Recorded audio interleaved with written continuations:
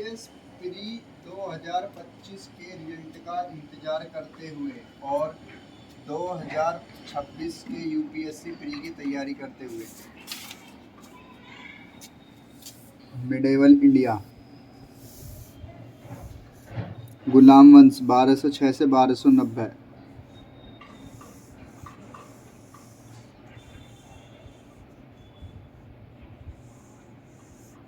कुरान को पढ़कर लिखने वाला व्यक्ति। पहला, कुरान खां। मलिक यानी सेनापति।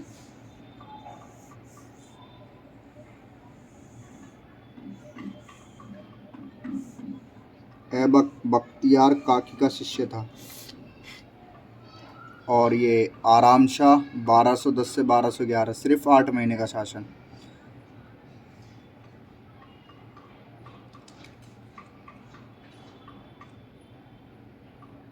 इल्तुतमिश इलबरी वंश का तुर्क और ऐबक का दामाद था। कुतुबी बेगम इसकी पत्नी थी, कुतुबुद्दीन ऐबक की लड़की। पिता इल्तुतमिश का इलम खां था और इल्तुतमिश ने ही इक्ता प्रथा चलाएगी। ना जाने कितनी बार कितने ही पेपरों में पूछा गया है।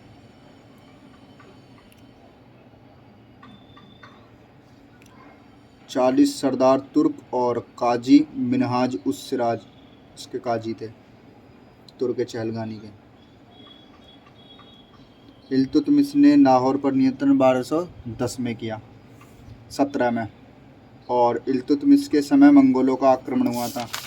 ये मैंने अपने हिस्ट्री के नोट्स बना रखे हैं, देखिए। ये कहा गया है कि किसी समाज की उन्नति देखनी है तो उस समाज की महिलाओं की स्थिति को जानो।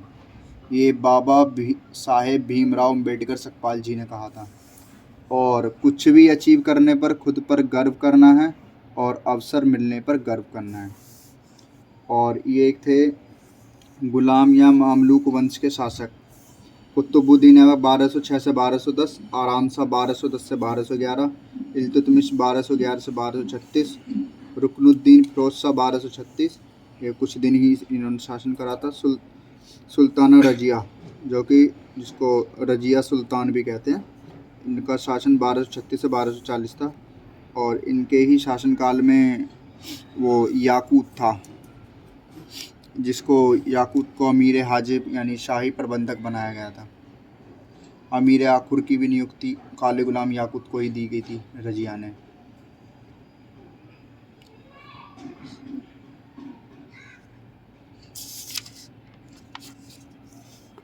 और इसका अंत ख्यूमर्स का शासनकाल जो था 1289 से 1290 तक रहा। 17-18 साल का ही था ये लड़का सा ख्यूमर्स। और इसके समय जब राजा जो था वही इसको शासक बना, जलालुद्दीन खिलजी ने इसकी हत्या करवाई थी। और गुलाम वंश का अंतिम शासक ख्यूमर्स ही था। बुलंदशहर का इक़्तिदार जलालुद्दीन खिलजी था। यह एक बलबन का पोता था ख्यूमर्स।